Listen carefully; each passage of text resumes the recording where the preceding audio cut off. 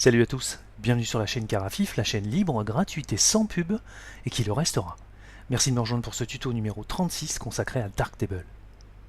Ce tuto numéro 36 est sans aucun doute l'un des plus importants pour certains d'entre vous, car en effet, ce tuto numéro 36 va peut-être vous aider à enfin utiliser Darktable, vous, dont le boîtier n'est peut-être pas encore reconnu par Darktable. Ce tuto numéro 36 mérite quelques petites explications en introduction. Je vais, avec votre permission, revenir sur les fondamentaux de la chaîne. A tout de suite. Lorsque j'ai créé cette chaîne en janvier 2012, elle avait pour but simplement de vous proposer des tutoriaux d'apprentissage pas à pas, orientés photo pour des débutants. Ces tutoriaux étaient axés sur des logiciels libres, open source et gratuits. Un logiciel open source est donc gratuit, mais le contraire n'est pas obligatoire. En effet, un logiciel gratuit n'est pas obligatoirement un logiciel open source. Un logiciel open source est un logiciel dont le code est ouvert, c'est-à-dire qu'il appartient en quelque sorte à tout le monde. Vous pouvez en disposer à votre guise, le télécharger, et ainsi modifier, améliorer, transformer les logiciels dont vous avez téléchargé le code, pourvu que vous n'en tiriez pas de bénéfice et que vous rendiez à la communauté ce qu'elle vous a donné, que vous ne tiriez pas de bénéfice d'intérêt personnel sur le développement de ces logiciels. Ces logiciels appartiennent à tout le monde et c'est très bien. Ces logiciels sont libres, open source et gratuits. Cette notion de gratuité est une chose importante, vous devez la mettre dans un coin de votre esprit, car celle-ci vous garantit qu'à l'autre bout du monde, des développeuses et des développeurs travaillent d'arrache-pied avec la plus totale abnégation pour vous proposer en libre utilisation des logiciels de qualité, et ce, gratuitement. Mais attention, la gratuité n'est pas une fin en soi. Je ne suis personnellement pas choqué que l'on paye 150 $ dans un logiciel pourvu que celui-ci vous apporte ce dont vous avez besoin.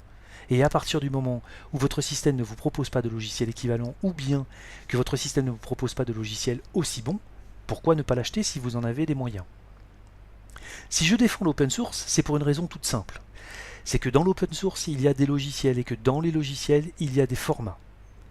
Dans les entreprises propriétaires, il y a aussi des formats, mais elles en sont propriétaires.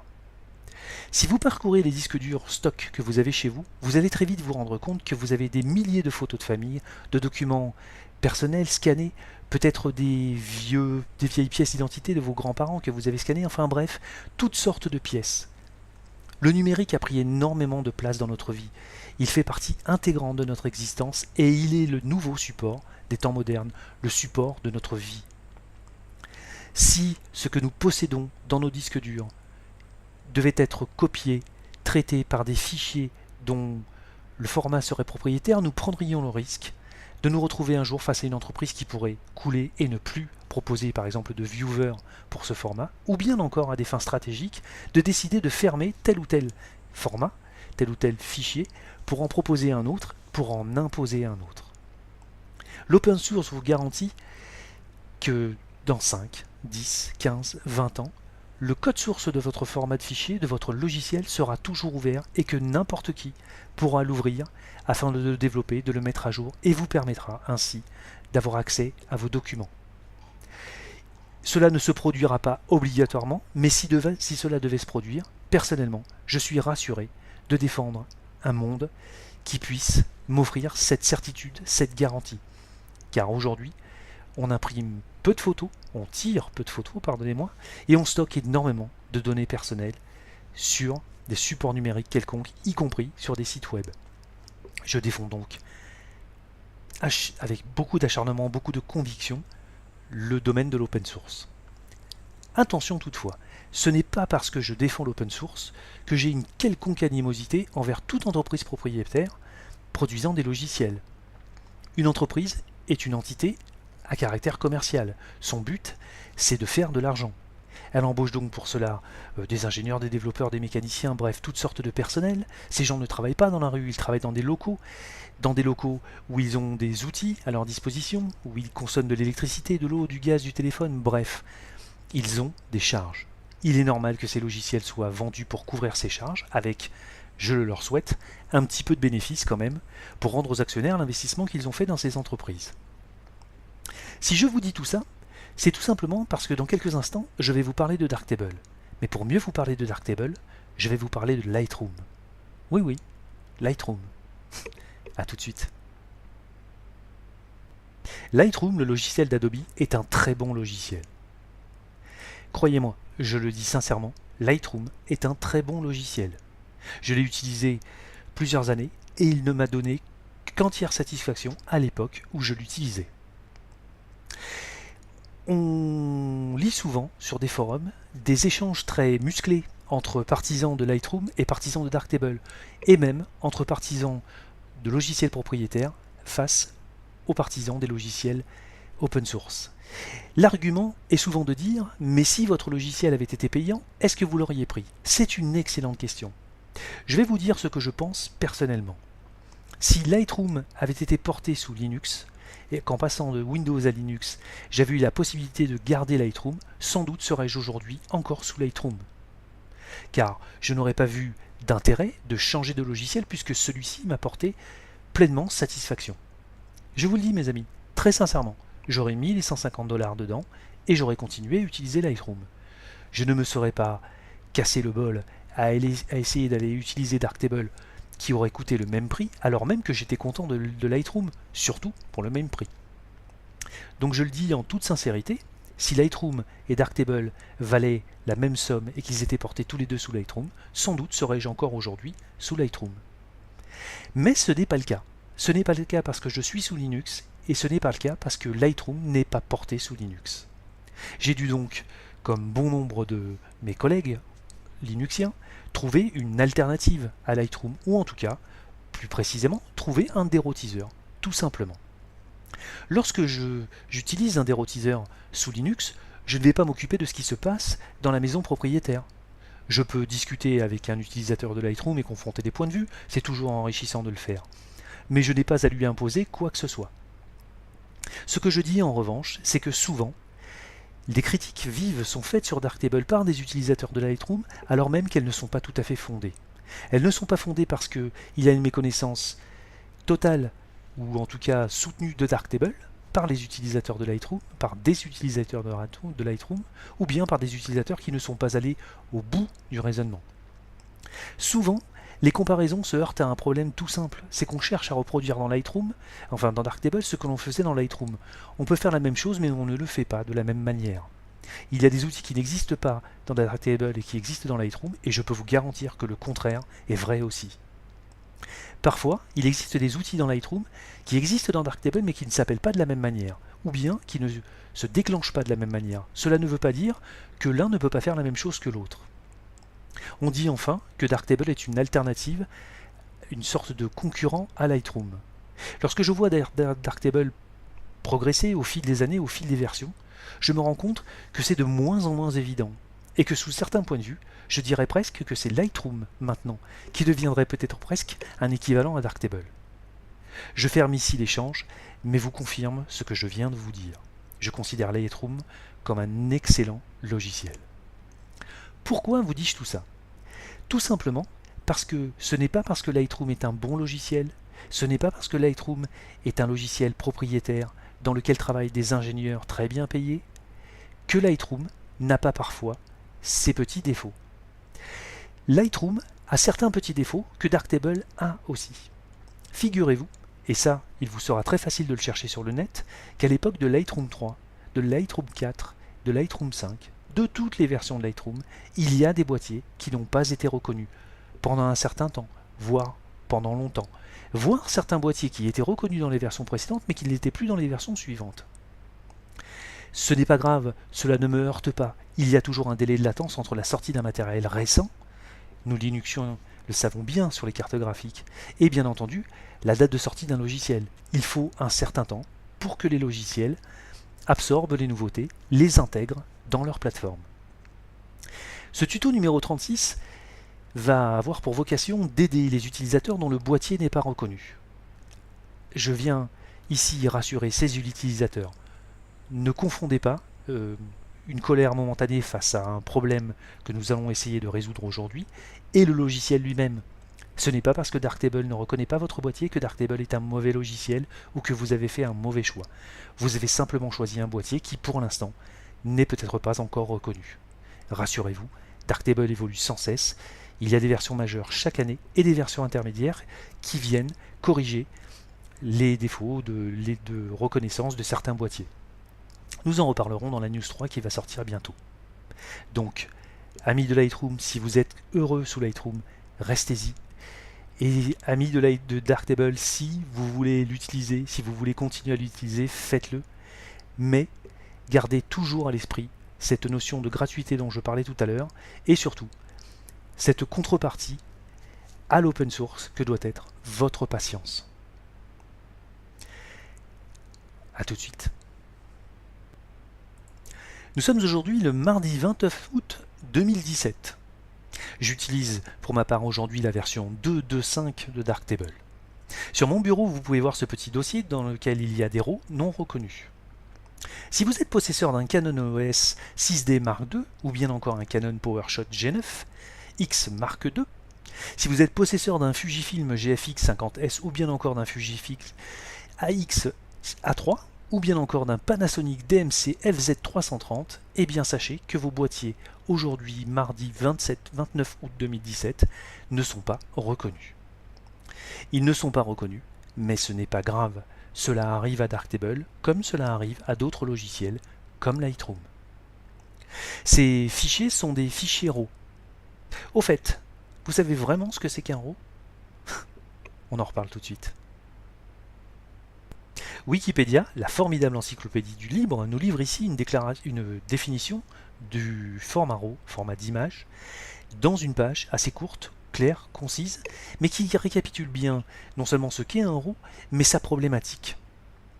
Un RAW, c'est un fichier numérique brut de capteur, une sorte de fichier texte formaté d'une manière très particulière qui va récolter en son sein toutes les informations produites par votre boîtier. Les informations de capteur, mais aussi les exifs, votre vitesse d'obturation, votre diaphragme, enfin absolument tout ce que contient, tout ce que peut contenir une image, tout ce que votre boîtier peut produire est réuni dans ce fichier. Ces informations, une fois concaténées, donnent un fichier numérique qui doit être ensuite dématricé, dérotisé dans un logiciel spécialisé pour en faire ensuite une image. Car je précise ici, au cas où vous ne le sauriez toujours pas, qu'un fichier RAW n'est pas un fichier image. Un JPEG, un TIFF, sorti d'un boîtier peut être lu dans n'importe quel autre logiciel. Faites l'essai. Si votre boîtier n'est pas reconnu, tirez un RAW plus JPEG depuis votre appareil photo et importez ces deux formats de fichiers dans votre logiciel Darktable. Vous verrez que vous arriverez à visualiser et à traiter sans aucun problème votre JPEG, tandis que votre RAW lui restera muet. Tout simplement parce qu'un fichier RAW est un fichier souvent propriétaire. Dans cette page, nous avons différents suffixes. Les .cr2 rappelleront aux canonistes que leur fichier RAW s'appelle ainsi. Il existe d'autres formats comme par exemple le .pef qui est propre à Pentax. Bref, ces fichiers-là sont des fichiers propriétaires qui sont fermés justement par les entreprises qui les produisent. Si votre logiciel Darktable n'arrive pas à ouvrir ce RAW, ce n'est pas de sa faute. C'est tout simplement parce que les entreprises qui ont fourni ces fichiers, ces formats de RAW, n'ont pas communiqué aux développeurs des logiciels open source, dont Darktable, la possibilité de les décoder, de les lire. Cet article de Wikipédia vous apprend aussi que lorsque ce n'est pas possible, justement, les développeurs de logiciels libres sont obligés de recourir à des techniques complexes de rétro-ingénierie pour arriver à décoder ces images. Il ne faut donc, comme je vous le disais tout à l'heure, ne pas confondre, ne pas se tromper de colère. Si Darktable n'arrive pas à ouvrir un RAW, ce n'est pas obligatoirement de sa faute. Il existe heureusement un monde open source, un mode ouvert avec des formats ouverts qui vous permettent de vous sortir de pas mal de problèmes. Les formats ouverts, on en reparle tout de suite. Nous avons ouvert tout à l'heure ce petit dossier dans lequel il y a 5 fichiers RAW. Les différentes terminaisons nous rappellent que nous avons du Canon, du Fuji, du Panasonic. Il est quand même, avouez-le, absolument frustrant pour un utilisateur qui a mis beaucoup de sous, parce que ça coûte très cher un boîtier, dans un appareil photo, et qui ne peut pas dérotiser ses RAW, en tout cas développer ses fichiers numériques, dans son logiciel préféré, sous le seul prétexte qu'il a fait le choix d'un logiciel open source. Personnellement, cela me rend absolument fou furieux. Donc, il existe une alternative, et une alternative open source, à tous ces formats propriétaires qui nous empêchent de pouvoir développer nos RAW librement. Vous allez voir, il existe un format open source, un format ouvert de RAW qui s'appelle le DNG. Et figurez-vous, et ça c'est assez stupéfiant, que c'est Adobe System qui l'a initié. Incroyable, non? Je ne sais pas si à l'origine ce format DNG a été créé à des fins très vertueuses, mais en tout cas, il a le mérite d'exister et il a le mérite surtout d'être ouvert. Donc n'importe qui peut télécharger le code source du format DNG et ainsi adapter son format RAW à ce format DNG. On peut donc convertir tous les RAW dans ce format librement. Laissez-moi vous faire une petite devinette. Si je me présente à votre porte déguisé, serais-je un autre carafif ou bien tout simplement un carafif déguisé? Ce n'est pas parce que vous ne me reconnaîtriez pas que je ne serai pas la même personne. Eh bien, c'est exactement le même problème que Darktable. Regardez, je vais ouvrir mon petit Darktable, comme d'habitude, et je vais aller importer un dossier sur mon bureau, le fameux dossier de RAW non reconnu. Je clique sur Ouvrir. Les petites vignettes de visualisation s'ouvrent, mais si je clique sur une image, que ma fiche Darktable, impossible de récupérer la balance du blé blanc du boîtier pour Canon EOS 6D Mark II. Le fichier n'est pas reconnu. Vous voyez que votre Darktable pioche tout simplement parce qu'il ne le connaît pas. Tout simplement parce qu'en fait, il ne le reconnaît pas. Darktable n'est pas incapable de lire ce fichier, il est simplement incapable de le reconnaître. C'est un peu comme s'il s'était présenté sur le palier de sa porte, déguisé. Nous allons donc utiliser un stratagème pour démasquer, en quelque sorte, ces petits fichiers RAW qui nous empêchent d'être des photographes heureux sous Darktable. Et pour ce faire, nous allons faire une petite entorse au monde de l'open source. A tout de suite. Adobe, je le disais tout à l'heure, a initié le format DNG. Il met donc à notre disposition très gentiment, je le précise très gentiment, c'est vrai, un petit convertisseur qui fonctionne très très bien et qui convertit des tas de formats RAW propriétaires au format DNG. Actuellement, c'est d'ailleurs le convertisseur qui en possède le plus. Mais, comme vous pouvez le constater, les deux archives qu'il propose ne sont que pour Windows et Mac. Tant pis pour les Linuxiens. Si vous êtes sous Windows, vous prenez cette archive, si vous êtes sous Mac, vous prenez celle-ci. Mais attention, ce n'est pas parce que vous êtes sous Linux qu'il n'y a plus de solution. Si vous êtes sous Linux, voici ce que je vous invite à faire. Vous cliquez sur Adobe DNG Converter, ici. Lorsque la page s'ouvre, vous allez descendre jusqu'à Proceed to Download, Download Now, et récupérer le programme. Je vais le placer sur mon bureau et l'enregistrer. Pendant ce temps-là, voici ce que je vous invite à faire. Vous ouvrez votre Logitech favori, sans oublier de rentrer votre mot de passe, sinon ça n'a pas de sens, bien entendu. Et dans votre logiciel, dans votre Logitech, vous allez chercher un logiciel qui s'appelle Wine, comme W-I-N-E.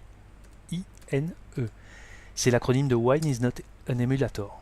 Wine, c'est une sorte de virtualiseur qui va créer une couche de compatibilité pour les programmes Windows dans Linux. Vous pourrez ainsi faire tourner des applications Windows dans Linux, mais attention, Wine n'ouvre pas tous les programmes Windows.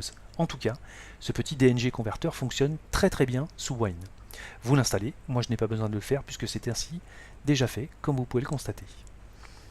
Ensuite, dans le menu de mon bureau, je vais chercher dans Wine l'Adobe DNG Converter.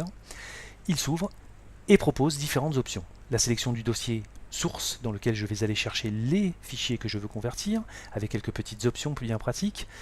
L'endroit, donc le dossier cible dans lequel je vais enregistrer, convertir ces formats RAW. Et je peux aussi choisir quelques petites options très pratiques. Vous pourrez rentrer par exemple le nom du document, etc. Enfin différentes options pour nommer vos fichiers. Je vais les appeler donc convertis, et choisir un numéro de série à 4 chiffres. Voilà, nous sommes bien dans l'extension .dng. Je clique sur convertir et c'est parti. Une fenêtre s'ouvre, on voit bien tous les 5 formats RAW qui sont en train de se faire convertir au format DNG dans leur dossier d'origine. Tac, terminé. Sachez que c'est une étape supplémentaire à rajouter à votre workflow, c'est un petit peu dommage, certes, mais plus vous avez de fichiers, plus il va vite. Je clique sur OK, je ferme mon convertisseur, et en me rendant dans mon dossier RAW non reconnu, je trouve bien mes 5 fichiers .dng. Je vais donc maintenant refaire le test avec Darktable. J'ouvre un dossier, je sélectionne l'héros non reconnu, mon petit dossier de tout à l'heure, je clique sur ouvrir, et là bien entendu je retrouve mes formats appropriés, plus mes formats DNG. Bon, celui-ci, n'en parlons pas, c'est une petite erreur de ma part à l'instant dans le tuto, et je retrouve bien entendu les mêmes formats au format DNG. J'ouvre mon premier CR2, comme vous pouvez le constater, il ne s'ouvre toujours pas, je retourne dans la table lumineuse, je prends son équivalent en DNG, et là, miracle, le fichier s'ouvre sans aucun problème. Non seulement il s'ouvre, mais en plus, il vous propose une courbe de base, la courbe de base similaire à Canon EOS. Ces courbes de base, on va en reparler dans quelques instants. Mais attention, avant de parler courbe de base, je voudrais juste vous dire qu'il existe une autre alternative si vous êtes vraiment très allergique à Adobe. Vous avez la possibilité d'utiliser ce que l'on appelle les Keepy plugins. Ce sont des plugins qui viennent se greffer à Digicam, mais on peut les installer indépendamment. Parmi ceux-ci, il y a un DNG converteur dans les Keepy plugins qui peut vous permettre de convertir votre format. Mais attention, les Keepy plugins, le DNG converteur en tout cas, fonctionne plus ou moins bien sur certains fichiers et pas du tout sur d'autres. Donc faites le test. Si votre format est reconnu par les Keepy plugins, eh bien restez sous le format Linux et installez les Keepy plugins pour convertir vos DNG. Mais sachez tout de même que le convertisseur d'Adobe marche très bien. Nous allons donc maintenant parler, puisque nos formats s'ouvrent, dans Darktable, de courbes, de presets et de fonctions automatiques. A tout de suite. J'ai fait un petit peu de ménage dans mon interface. Je me suis débarrassé des rows qui n'étaient pas reconnus pour ne garder que les points DNG, ceux que Darktable maintenant arrive à ouvrir. Le format DNG, nous en reparlerons à la fin de ce tuto. Mais d'abord, ouvrons la première image, celle par laquelle le miracle s'est produit. Je l'ouvre, et bien entendu, sans aucun problème, je vais pouvoir travailler mon image comme bon me semblera. Cela prouve bien que Darktable est capable d'ouvrir votre RAW, mais pas capable de le reconnaître. Votre RAW contient des informations, des paramètres que Darktable est parfaitement en mesure, en capacité de traiter, mais tel que l'avait présenté Canon, Panasonic, Fuji, il n'était pas capable de reconnaître, d'interpréter ces paramètres. Que s'est-il passé? Nous avons rentré dans un petit logiciel Adobe Converter qui est capable, lui, de reconnaître les deux. Il a pris le premier, a pris tous ces paramètres, les a transférés dans un autre contenant, un point .dng qui n'est pas du tout inconnu à Darktable. Il peut donc maintenant l'ouvrir librement et jouir des mêmes paramètres que ceux présents dans vos RAW natifs. La conséquence immédiate, c'est que nous voyons apparaître tous les paramètres sous la forme d'une vignette, une représentation d'image devant vos yeux, mais surtout, nous voyons apparaître une courbe de base. Cette notion de courbe de base a fait couler beaucoup d'encre, en tout cas beaucoup d'encre numérique, sur le forum de darktablefr-.org. Cette courbe de base semblait particulièrement inconnue pour bon nombre d'utilisateurs, et c'est normal. Pourtant, cette courbe de base existe dans quasiment tous les logiciels. Cette courbe de base, qu'est-ce que c'est? C'est une courbe qui traduit les paramètres de votre RAW, de votre fichier numérique, au choix esthétique qu'auront choisi les marques. Ainsi, un JPEG Pentax ne ressemble pas exactement à un JPEG Sony, pas plus qu'il ne ressemble à un JPEG Canon. Les constructeurs font des choix en termes de colorimétrie, en termes de luminosité. Certains JPEG de certaines marques sont plus exposés, tandis que d'autres sont plus sombres, tandis que d'autres sont plus saturés, tandis que certaines balances des blancs de certains JPEG de certaines marques ont des nuances peut-être un petit peu plus bleutées ou ont un rendu un peu plus jaune. Bref, c'est un choix délibéré, concis, clair, qui a été fait par les marques pour vous produire un JPEG qui, selon leur considération, est un JPEG propre. Certains canonistes, par exemple, n'aiment pas le rendu des JPEG Canon.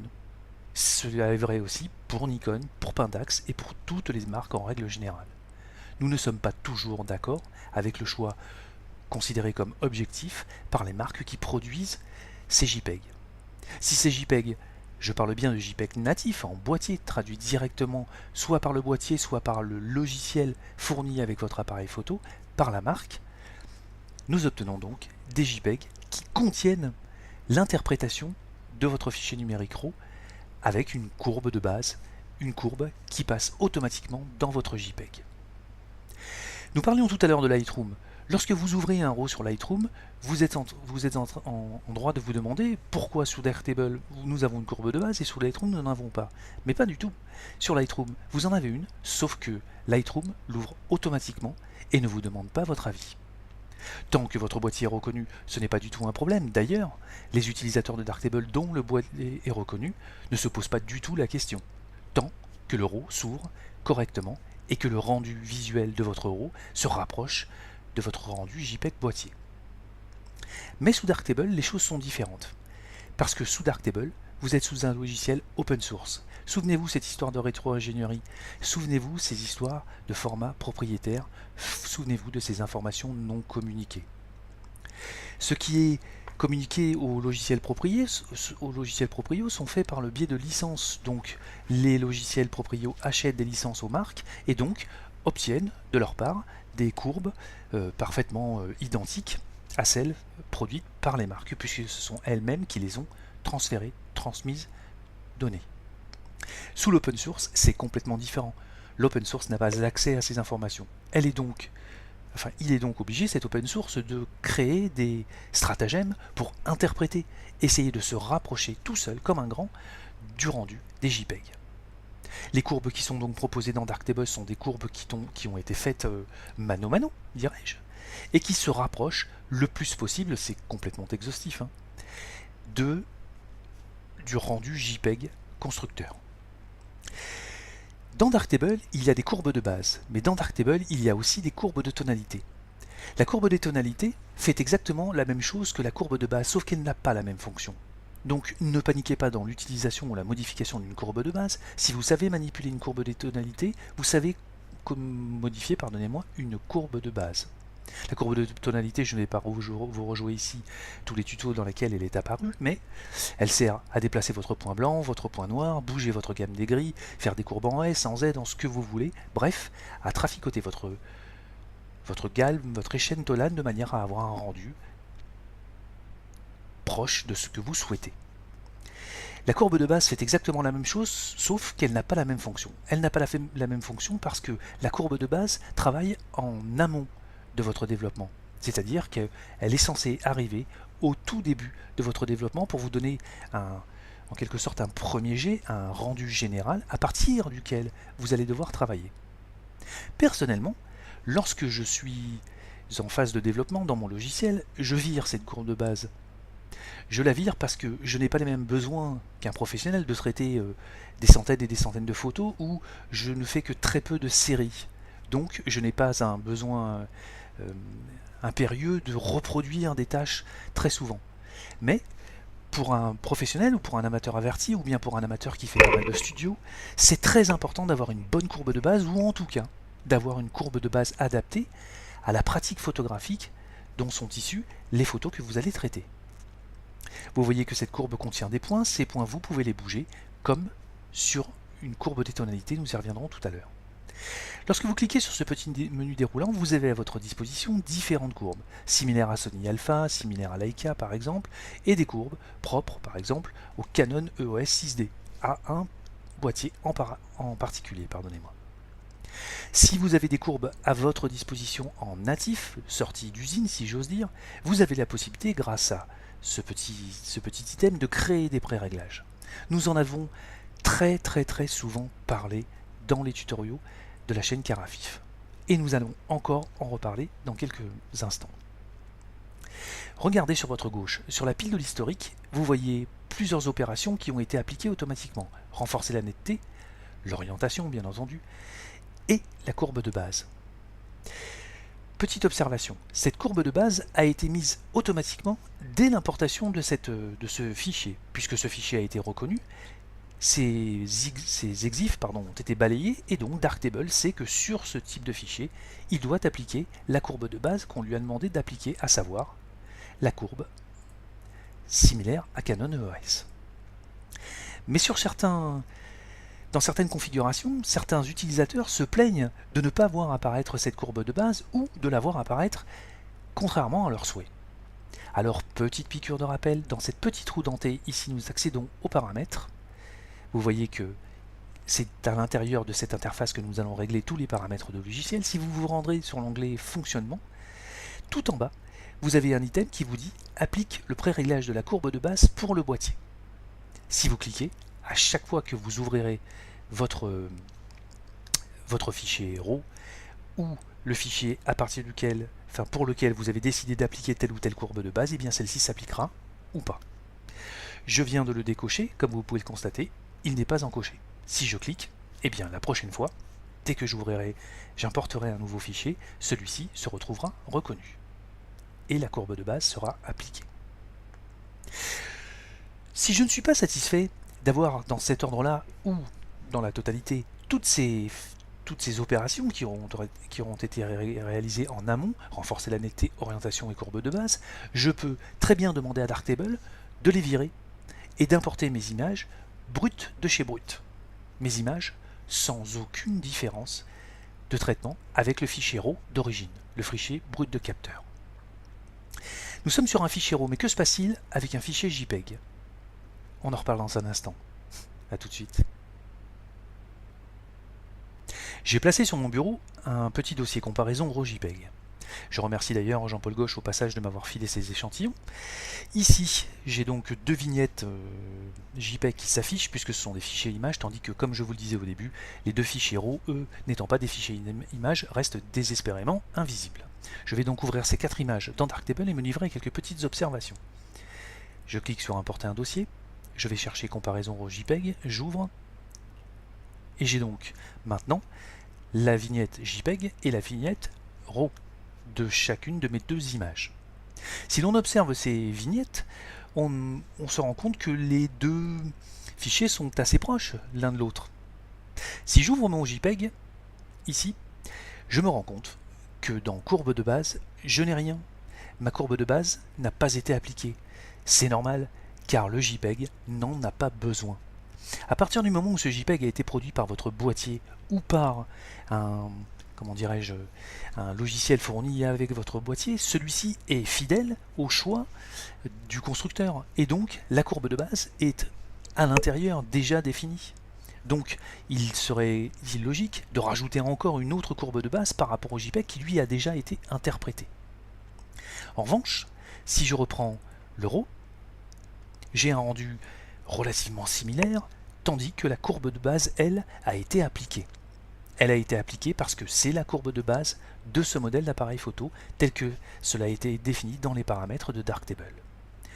Cette courbe de base, nous la renvoyons ici. Je vais reprendre cet historique et supprimer la courbe de base.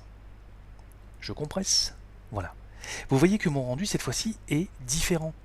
Il est différent car il est brut de capteur. Cette courbe de base est linéaire, droite, elle n'a pas été transformée et donc est différente du JPEG. Non seulement le JPEG a reçu une courbe de base propre au choix esthétique de la marque, mais en plus, il a reçu depuis le boîtier quelques petites corrections, comme la correction des objectifs. Si par exemple je reviens en arrière, observez bien, hop, il y a une petite différence, vous voyez, de correction d'objectif, voilà, qui est légèrement différent. Donc, si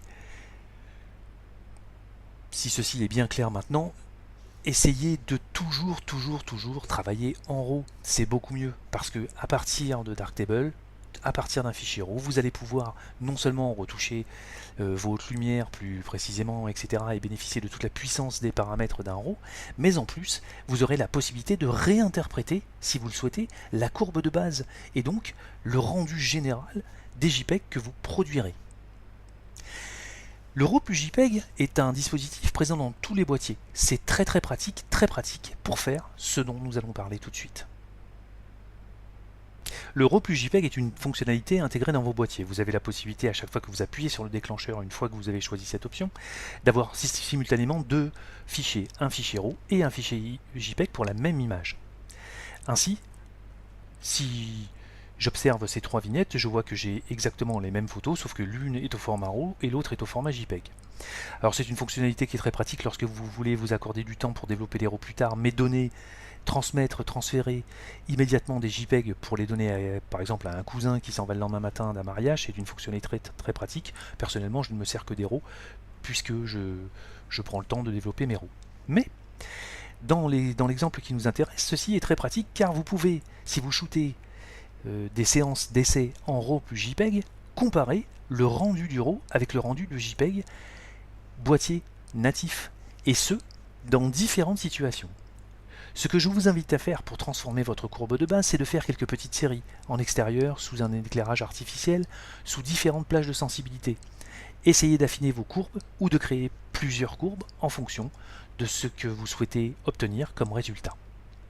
Si j'ouvre mon JPEG, mon RAW, excusez-moi, j'ai donc la courbe de base qui vient interpréter celle-ci, tandis que lorsque j'ouvre mon JPEG, vous voyez que j'ai un JPEG qui a été transformé donc avec sa propre courbe de base et surtout quelques petites corrections natives faites directement depuis le boîtier. On voit là encore dans cet exemple que ce JPEG a été retouché en termes de correction de perspective par rapport au RAW qui lui ne l'est pas. Nous avons aussi une petite différence de luminosité, de tonalité générale de l'image. Vous pouvez donc, si vous n'êtes pas satisfait de ce rendu, bouger votre courbe de base et l'enregistrer. Je ne vais pas ici vous refaire tous les tutos de la chaîne Carafi, vous savez manipuler une courbe, donc ayez la patience d'être curieux et de venir traficoter vos courbes jusqu'à obtenir le résultat qui vous convient. Vous obtiendrez aussi, si vous le souhaitez, de l'aide sur darktable-fr.org, ce site merveilleux créé par Daniel qui vous offre toute une Dream Team, toute une force de frappe qui va venir vous aider à résoudre vos problèmes ou en tout cas à vous guider vers tel ou tel objectif. Cependant, je voudrais revenir sur un item très particulier. Lorsque vous cliquez sur un nouveau pré-réglage, ici, une fenêtre s'ouvre. Et cette fenêtre, là encore, a fait couler beaucoup d'encre. Souvenez-vous tout à l'heure, dans la roue dentée, nous avions la possibilité d'appliquer ou pas la courbe de base pour le boîtier. Mais nous avons la possibilité aussi de définir cette courbe de base ou d'en définir plusieurs en fonction de certains paramètres. Lorsque, dans ce menu courbe de base, j'ai cliqué sur nouveau pré-réglage, j'ai ouvert cette petite fenêtre et cette fenêtre m'offre la possibilité déjà de le nommer, mais aussi d'appliquer deux types d'applications de cette courbe de base. Appliquer automatiquement ce pré-réglage aux images correspondantes et le deuxième item, n'afficher ce pré-réglage qu'aux images correspondantes. Si je laisse le pointeur de ma souris, regardez ce que vous dit Darktable. Soyez vigilant avec cette option, ça pourrait être la dernière fois que vous voyez votre pré-réglage. Car en effet, si vous n'affichez ce pré-réglage qu'aux images correspondantes, eh bien, celui-ci se passera de commentaires et donc s'affichera automatiquement et disparaîtra de votre ligne de visée. Personnellement, je vous conseille d'utiliser le premier item, appliquer automatiquement ce pré-réglage aux images correspondantes. Si je clique, notre fenêtre s'enrichit encore de nouveaux paramètres, car en effet, pour appliquer automatiquement ce pré-réglage aux images correspondantes, encore faut-il que l'on ait la possibilité de définir quelles sont ces images correspondantes. Nous avons donc ici une fenêtre qui nous permet de choisir le modèle d'appareil photo, par exemple un D5, le fabricant, Nikon, l'objectif, Zeiss 50 mm, etc. et choisir des plages de sensibilité, des plages d'exposition, entendez par là la vitesse d'obturation, l'ouverture, la longueur focale et le format. Grâce à la combinaison de tous ces items, vous pouvez créer des pré-réglages ciblés, très ciblés. Vous pouvez par exemple créer une courbe de base pour le Nikon D5 pris avec un objectif Zeiss 50 mm pour des ISO allant de 100 un objectif 50 mm, pardonnez-moi, pour un ISO allant de 50 à 100 ISO ou de 1600 à 2400 pour une exposition du 1/125e de seconde ou 1/250e, pour une focale de f2 à f4, etc., etc. Pour une longueur focale donc entre 50 et par exemple 100 mm, et choisir le type d'image. Les images normales sont donc les fichiers JPEG, etc. Le fichier RAW se page de commentaires et les images HDR. Si vous faites une courbe de base, je vous conseille de virer les deux extrémités, soit les images normales et le HDR, et n'utiliser que le RAW. Si par contre vous voulez appliquer une courbe de base supplémentaire pour traficoter ou vous approcher encore de votre choix par rapport à un JPEG, vous pouvez très bien le faire sur les images normales. Personnellement, je n'applique pas de courbe de base sur mes RAW, comme je vous le disais, je pars de zéro, mais si je devais le faire, je n'appliquerai la courbe de base qu'au format RAW et je trafiquerai ensuite les JPEG pour un autre pré-réglage. Cette fonctionnalité est propre à Darktable et vraiment cette fonctionnalité montre toute la puissance de Darktable car nous parlons là ici de pré-réglage appliqué automatiquement aux images correspondantes. Si je n'affiche pas, si je n'encoche pas une de ces deux cases et que je crée le pré-réglage test et que je clique sur OK, ce pré-réglage va se retrouver ici, là, test. Mais ne s'affichera, ne s'appliquera qu'à chaque fois que je le sélectionnerai manuellement. Si en revanche je crée un nouveau pré-réglage, ce pré-réglage test, si j'en crée un nouveau, hop, par exemple je bouge ici, on s'en fiche, hop, et que je crée un nouveau pré-réglage, mais que cette fois-ci je clique sur appliquer automatiquement ces pré-réglages et que je sélectionne des options, celui-ci s'appliquera automatiquement. Vous avez bien compris la différence entre le test que j'ai créé tout à l'heure et par exemple le Tenta que je vais créer maintenant.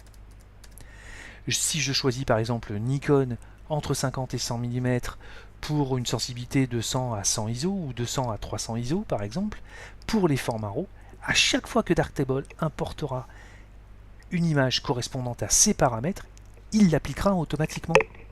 Est-ce que vous saisissez la différence? Lorsque Darktable importe des photos, il ne fait pas que les importer. Il les importe comme Lightroom, leur applique une courbe de base comme Lightroom, mais leur applique aussi la totalité des pré-réglages automatiques ciblés que vous aurez décidé. Imaginez un dossier contenant 1000 images issues de 40 boîtiers différents, avec des sensibilités différentes, des objectifs différents, des sensibilités, des ouvertures, des temps d'exposition différents, pour chacun desquels, vous avez sélectionné, enfin créé en tout cas des paramètres automatiques. Lorsque Darktable importera ce dossier, issu de fichiers, comment dirais-je, hétérogènes, Darktable fera le même boulot sur chacun des fichiers pour tous les pré-réglages que vous aurez choisis. Ainsi, il distinguera un fichier Nikon d'un fichier Canon, un fichier Nikon D5 d'un Nikon D300, un fichier Canon EOS 6D pris à 200 ISO d'un Canon 50D pris à 1600 ISO et appliquera tous les pré-réglages, je dis bien tous les pré-réglages que vous aurez fait sur toutes les images selon les cibles que vous aurez définies. Nous voyons ici toute la puissance de Darktable et toute la puissance des pré-réglages et encore plus toute la puissance des pré-réglages automatiques.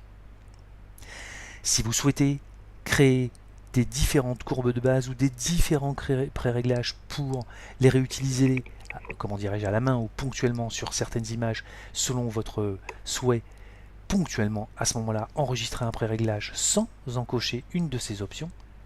Mais si vous souhaitez doper votre workflow et que ce pré-réglage correspond exactement à ce que vous voulez appliquer à telle ou telle image ou à tel ou tel paramètre, eh bien n'hésitez pas, cliquez sur appliquer et enregistrez votre pré-réglage.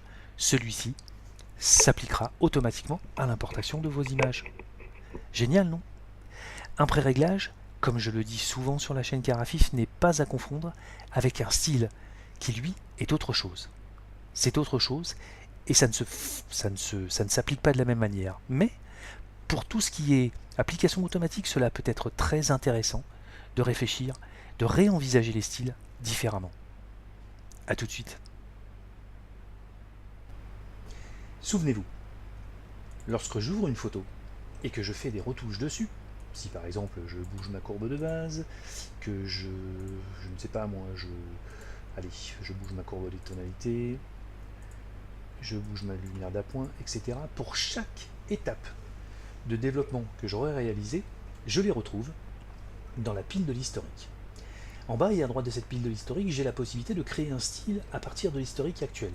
Lorsque je clique dessus, automatiquement, une fenêtre s'ouvre et me propose d'abord, bien sûr, de le nommer. On va le nommer Zut, allez hop. Et puis, de sélectionner les éléments à inclure dans ce nouveau style. Les éléments activés, mais aussi les éléments désactivés. Si je clique sur ces trois options, mon style Zut sera composé de la lumière d'appoint, de la courbe des tonalités et de la courbe de base au réglage que j'aurai effectué dans chacun de ces modules. Si je l'enregistre, mon style Zut sera mémorisé dans les styles. Les styles, je les retrouverai ici, mais je les retrouverai ici dans cette fenêtre de style dans la table lumineuse.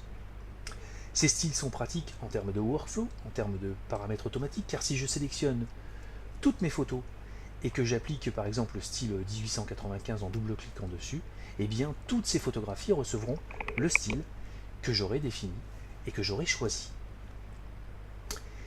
Revenons dans la chambre noire.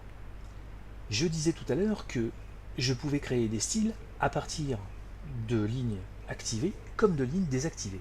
Je vais prendre le module zone, faire n'importe quoi à l'intérieur, voilà qui est fait, et je vais ensuite désactiver mon module zone.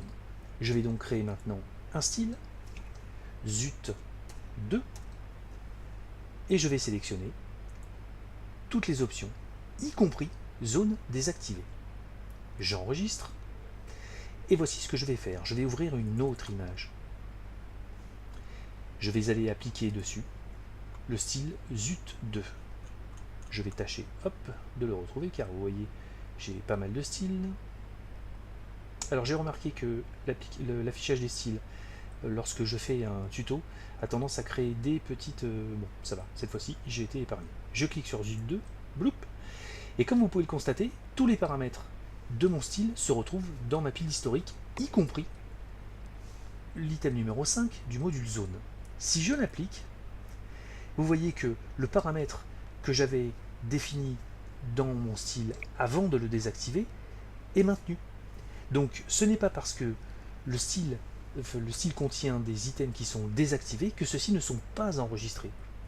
Donc il est très pratique par exemple lorsque vous faites un style sur de la correction de bruit et que parfois vous rencontrez quelques comment dirais, surdosages de verre en bruit de chrominance, vous pouvez très bien rajouter une instance de gestion pour le verre par exemple et la désactiver, car celle-ci n'est peut-être pas automatique sur toutes vos photos, mais peut-être la rencontrerez-vous dans telle ou telle condition. À ce moment-là, votre petit ajout, votre petit dopage des verres sera présent dans votre style, mais vous pourrez l'activer ou non selon vos souhaits. Vous voyez que les styles sont très très puissants. Autre fonctionnalité très importante, revenons à la table lumineuse et retournons dans la roue dentée. Si je vais dans raccourci et que je choisis les options globales, les styles, j'ai la possibilité d'appliquer à un style un raccourci clavier. Je vais aller chercher mon ZUT2 plus exactement. Hop, je double-clique et Darktable me demande d'entrer une nouvelle combinaison de touches. Je vais choisir Alt et le E commercial. Je ferme et maintenant je vais ouvrir une autre image. En faisant Alt et vous voyez qu'automatiquement j'applique mon style, y compris l'item désactivé. Si je vous montre cela, c'est parce que dans votre workflow, en plus des paramètres, des pré-réglages automatiques, vous avez la possibilité, lorsque vous accueillez un nombre important de photos, de faire, grâce à l'onglet au module sélection, des sélections par dossier, tout, inversé, des images non développées, etc. et d'appliquer immédiatement, grâce à un raccourci clavier, vos styles, ou bien de les appliquer directement par cette fenêtre de style. Ce sont des choses très importantes à bien garder en tête parce qu'elles pourront vous rendre de grands services. Dans un style, on peut mettre, comme je viens de vous montrer, des choses que l'on veut appliquer, comme des choses que l'on ne veut pas appliquer ou qu'on ne veut pas appliquer tout de suite. Vous pouvez très bien, au travers d'un style, remettre à zéro certains paramètres et les appliquer à telle ou telle photo de manière à aplatir certains paramètres sur lesquels vous voulez travailler plus spécifiquement, comme une courbe de base ou comme d'autres choses, comme l'exposition par exemple. Ces paramètres sont très importants. À noter une dernière chose. Lorsque vous importez un dossier ou une image, vous avez la possibilité de rentrer un pré-réglage de métadonnées. Ici, mon carafif avec mon numéro de licence. Ces paramètres-là, vous les retrouvez ici, dans l'éditeur de métadonnées. Et dans l'éditeur de métadonnées, j'ai bien mon carafif copyright qui sera appliqué automatiquement. Génial, non? Souvenez-vous, les styles et les pré-réglages sont différents, ils font des choses relativement similaires, mais ne s'appliquent pas de la même manière. Un pré-réglage est l'ensemble des réglages effectués dans un module, tandis qu'un style est l'ensemble des réglages que vous aurez réalisés sur le développement d'une image, donc le rendu fidèle de votre pile d'historique.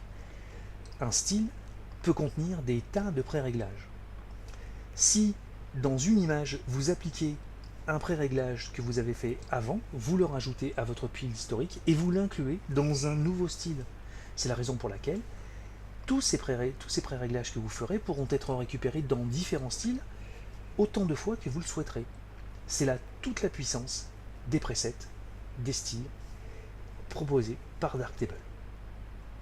Nous avons donc au travers de ce tuto numéro 36 énormément avancé. Nous avons pu faire reconnaître vos RAW qui ne l'étaient pas jusqu'à présent grâce au format ouvert DNG. Nous avons appris à enregistrer des pré-réglages de courbes de base et nous avons compris tout l'intérêt d'en créer autant que bon nous semble, ou bien de nous contenter de celle que vous est proposée par Darktable si elle répond à vos attentes, et de nous faire une petite piqûre de rappel en ce qui concerne les pré-réglages et les styles, toute cette puissance mise à votre disposition par Darktable, cette puissance ciblée dès l'importation. C'est une chose très importante. Essayez de confronter votre workflow, de réfléchir à votre manière de travailler et envisager les choses sous un autre angle. Qui sait, peut-être que ces pré-réglages, vous les verrez, ces pré-réglages automatiques, vous les verrez autrement et ils pourront vous rendre de grands, de précieux, d'automatiques services. Souvenez-vous, je vous avais promis de parler du DNG avant de se quitter, c'est ce que nous allons faire tout de suite. Comprenons-nous bien. Ce tuto numéro 36 est destiné à vous apporter une solution alternative à vos problèmes de RAW. Si votre RAW natif est reconnu directement dans Darktable, vous pouvez ne pas vous poser cette question ou ne pas faire le choix du DNG. Si je vous dis cela, c'est parce que le DNG a fait couler énormément d'encre. Il y a des partisans du DNG et il y a des gens qui sont absolument contre et qui reprochent au DNG notamment de générer des pertes, d'être de médiocre qualité, bref, de ne pas être terrible du tout. Personnellement, je ne partage pas ce point de vue, en tout cas pas avec autant de, comment dirais-je, véhémence que certains. Je vous ouvre ici un site dont je vous laisserai le lien en bas de vidéo. C'est un site, c'est le site d'un photographe professionnel qui s'appelle Cyril Bruno et qui est plutôt bien fait. Dans ce site, il y a une page qui vous dit « Faut-il convertir les fichiers RAW au format DNG ?» Ce photographe, Cyril Bruno, s'est donc posé la question, puisqu'il est un fervent défenseur du DNG. Voici l'article. Je ne vais pas vous le lire entièrement, mais je vous propose de le parcourir avec vous. Ce Cyril Bruno a donc interrogé un Marco, qui travaille chez Adobe. Je vous propose de vous lire quelques petits trucs pour vous montrer d'abord que ce Marco, pardonnez-moi, n'est pas la dernière des truffes en termes d'informatique. Première question, je voulais que tu te présentes en quelques lignes. J'ai étudié, Marco répond, l'ingénierie informatique à l'école polytechnique de Milan en Italie où j'ai passé plusieurs examens d'informatique graphique. Il a travaillé pendant des années comme ingénieur réseau, système administrateur et développeur CC Java et finalement a été embauché comme consultant chez Adobe. Bien entendu, en travaillant chez Adobe, il va plutôt avoir tendance à bien sûr favoriser le produit, mais quand même, c'est un monsieur qui me semble quand même relativement compétent. Maintenant, il est Customer Success Manager chez Adobe France. Son rôle est de garantir les bonnes relations avec les clients et d'assurer qu'ils utilisent au mieux les logiciels et les services. Il est en plus photographe amateur et fidèle nicoliste, passionné de portraits, de panoramas nocturnes et de street photo. Il explique donc que le format DNG est un format RAW ouvert, développé depuis 2004 par Adobe, enfin, etc. Et que ce DNG est donc basé sur un TIFF. Il répond à différentes questions que nous nous posons sur le DNG. Par exemple, quels sont les avantages par rapport au RAW d'origine du boîtier? Donc il vous dit que le format est ouvert, que normalement un DNG est beaucoup moins lourd, qu'il vous fait gagner par exemple 20% d'espace par rapport à un F, ce qui n'est pas du tout négligeable, et qu'en son sein, il peut se passer d'XMP puisque toutes les métadonnées, etc. sont inclus dans le fichier DNG. C'est plutôt bien conçu. Quels sont les inconvénients? Normalement, les DNG ne sont pas lus par les logiciels propriétaires. Cela n'est pas une faute de DNG, mais plutôt une politique commerciale des fabricants. On ne peut pas ouvrir un DNG avec Capture NX2 ou DPP ou SPP. La conversion RAW DNG ajoute du temps dans le workflow, j'en parlais au début de ce tuto. Comme les modifications sont écrites dans le DNG, les logiciels de backup basés sur des algorithmes peu évolués, ce qui n'est pas le cas de Darktable, doivent sauvegarder à nouveau le fichier entier. Question. Est-ce qu'on perd quelque chose en convertissant du RAW en DNG? Réponse. Je la trouve très honnête d'ailleurs. En général, non. Toutes les informations sont retenues sauf quelques rares exceptions. Si les informations sont standards, elles sont converties dans les tags EXIF ou XMP. Si elles sont spécifiques à un appareil photo, elles sont sauvegardées dans des tags appelés des marqueurs notes et elles restent à disposition. Il suffit d'ouvrir un fichier avec l'outil gratuit EXIF2 pour vérifier la présence de toutes les informations. On parle d'une perte de 10%. Réponse. Je pense qu'il s'agit de beaucoup moins. Les informations non retenues sont des informations aléatoires des photosites au bord du capteur de certains boîtiers. Les données de calibration capteurs de certains boîtiers sont directement mémorisées dans la mosaïque RAW.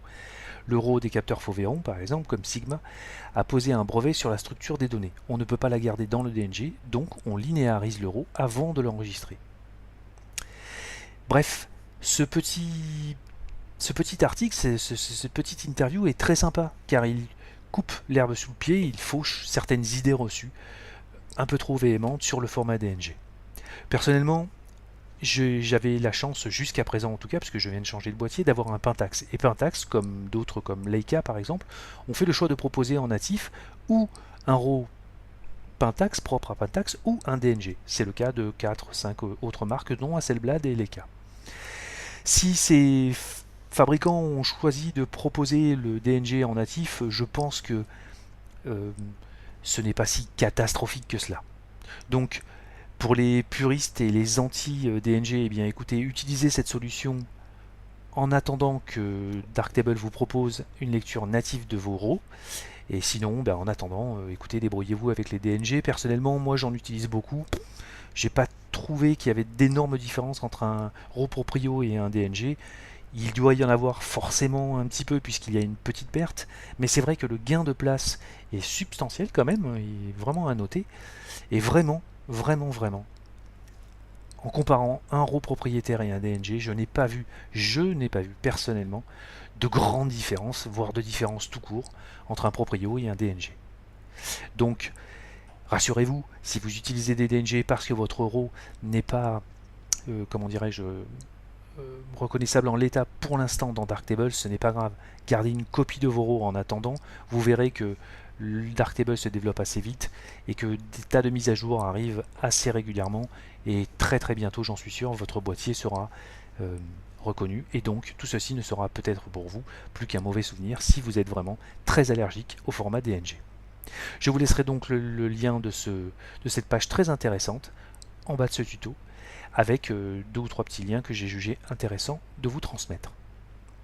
J'espère que ce tuto numéro 36 vous aura permis, en tout cas il en avait la vocation, vous avait permis de vous sortir justement de cette passe difficile lorsque votre RAW n'est pas reconnu dans Darktable, en attendant que celui-ci donc le soit dans les futures versions. Je vous remercie beaucoup d'avoir suivi ce tuto et je vous dis très bientôt sur la chaîne Carafif pour de nouvelles aventures. Et comme d'hab, c'est bon pour le référencement, un petit pouce bleu, abonnez-vous, visionnez et surtout partagez afin que ces vidéos profitent au plus grand nombre. Elles sont à votre disposition, vous pouvez le faire autant de fois que vous le souhaitez. Je vous dis à bientôt, salut, bye bye.